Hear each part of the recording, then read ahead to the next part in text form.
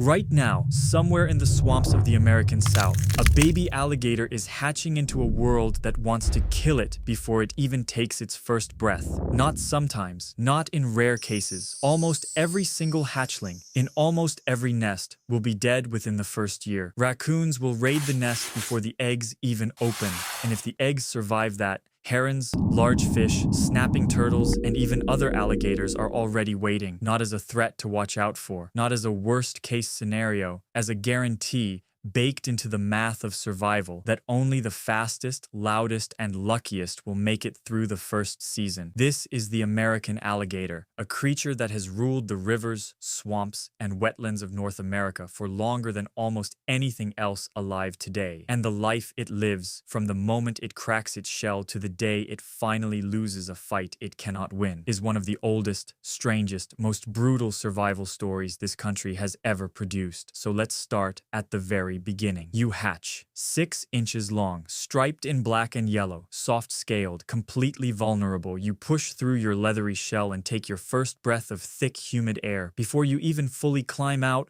you start calling high-pitched grunts over and over into the dark. You are calling for your mother. And here is something that surprises most people. She comes. Unlike most reptiles, alligator mothers guard their nests for months at a time. When they hear their babies calling, they dig the nest open with their own claws and carry the hatchlings, gently in those massive jaws, down to the water's edge. For a little while, you have protection. But a mother alligator can only do so much, and the swamp is patient. Life in the shallows is a constant war. You are small enough to be prey for almost everything. Great blue herons, largemouth bass, river otters, raccoons, and the large bull alligators patrolling deeper water who see you not as kin but as a meal. So you stick to the edges, the reeds, the thick mats of vegetation where bigger predators cannot follow. You eat what you can catch. Insects, tadpoles, small frogs, crawfish, nothing that can seriously fight back. But here is what saves you. You grow faster than almost anything hunting you can keep up with. In your first few years, you gain nearly a foot of length every single year. The window in which you are small enough to be easy prey is closing every single day. Now here is something most people never think about when they picture an alligator lying still in the sun. That is not laziness. That is survival strategy. Alligators are ectotherms, cold-blooded, which means their body temperature is controlled entirely by their environment, not by internal heat like yours. In the morning, you crawl out of the water and press your body against the warm mud or lay flat in direct sunlight. You are charging yourself like a battery. The warmer your body gets, the faster your digestion works, the faster your muscles respond, the sharper your reactions become. On a cold morning, you are slow, sluggish, almost frozen. On a hot afternoon,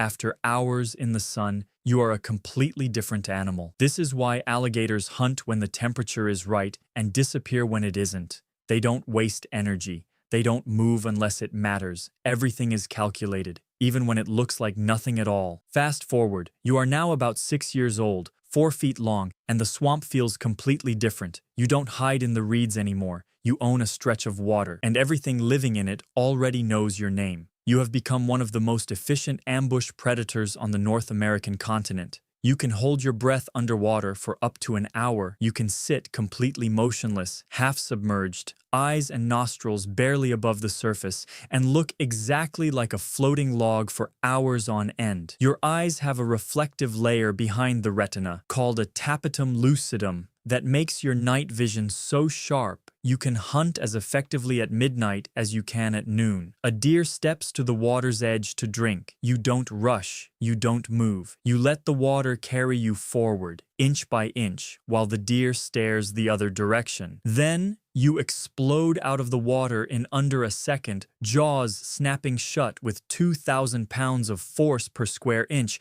the strongest bite of any animal measured on this continent. The deer never sees it coming. You drag the prey underwater. You death roll, spinning your entire body, tearing off chunks of meat too large for you to swallow slowly. You don't chew. You position, tilt and swallow whole. And after a feast like that, your body does something remarkable. Your heart slows down. Your digestion concentrates every drop of energy into processing what you just consumed. You will not need to eat again for weeks, sometimes months. You are built on patience, and patience never runs out of fuel. But hunting is not the only thing that makes an alligator remarkable. There is something else, something most people in Florida and Louisiana already know, but the rest of the country has no idea about. Alligators are engineers. During dry seasons, when the wetlands begin to shrink and water sources disappear, you dig. With your snout, your claws, and your body, you excavate deep holes in the mud called gator holes. Water collects in these holes and stays through the driest months of the year. And here is the thing, you are not the only one who uses them. Fish, turtles, frogs, snakes, wading birds, deer coming to drink.